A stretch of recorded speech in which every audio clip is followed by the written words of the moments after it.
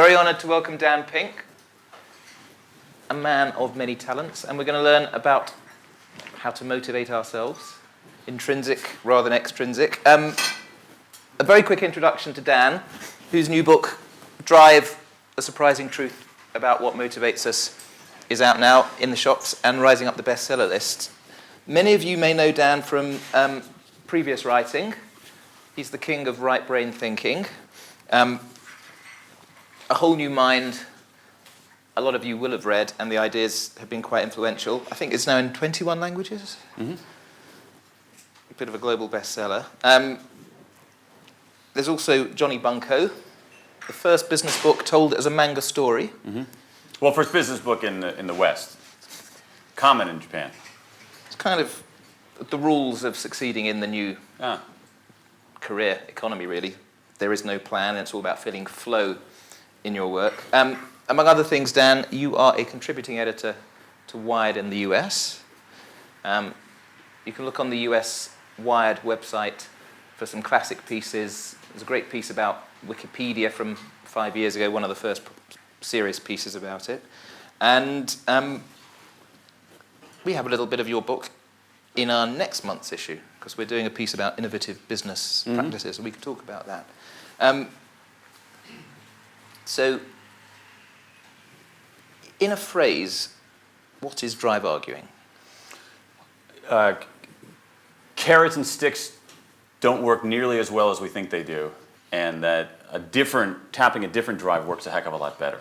And this is not a philosophy, it's actually there's 40 years of science that shows this.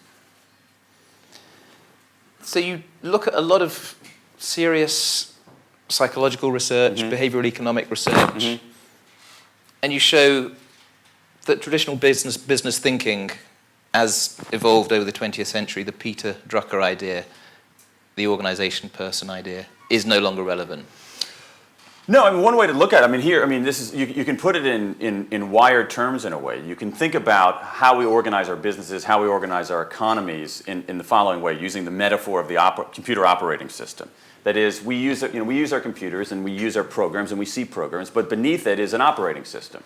And nobody thinks very much about operating systems. We only think about it when it starts to crash, when in some ways the programs that it's running grow too large and sophisticated and the operating system can't support it.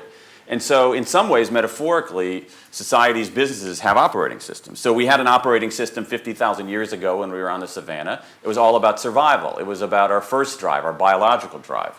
Okay? That's a pretty good operating system for outrunning a saber-toothed tiger.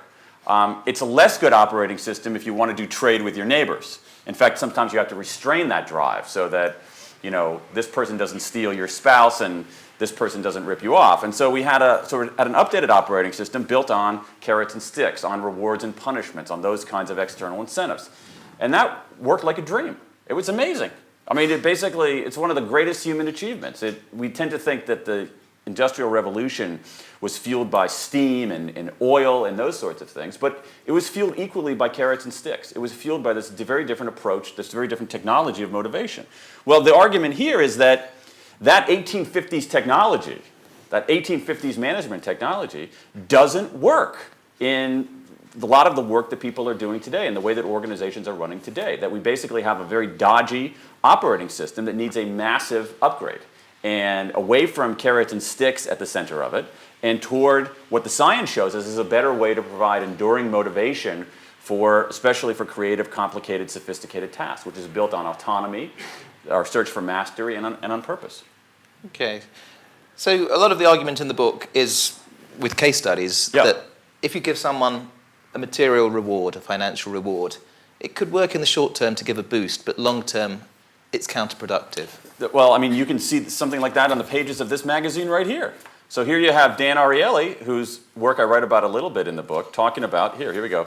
This is one of the studies that I talk about here, and this is a good headline. Thank you. Coincidentally enough.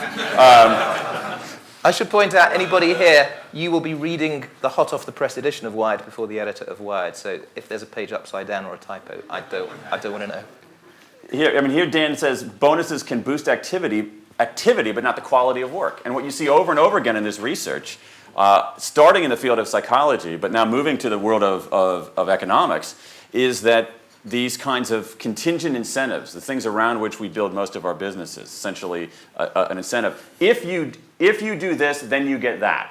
Okay, the classic kind of reward is very, very good, or often good for simple, algorithmic, rule-based tasks, where there's a set of rules to follow, you follow down the path, and you arrive at a single destination. They're very good for that, but for conceptual creative tasks, they're just not good. And we can explain that very easily.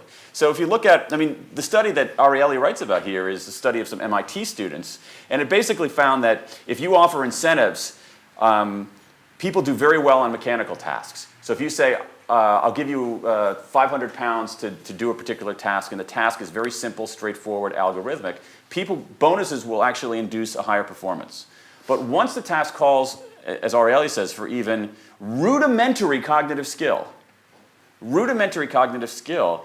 there's finding after finding that these higher rewards lead to worse performance.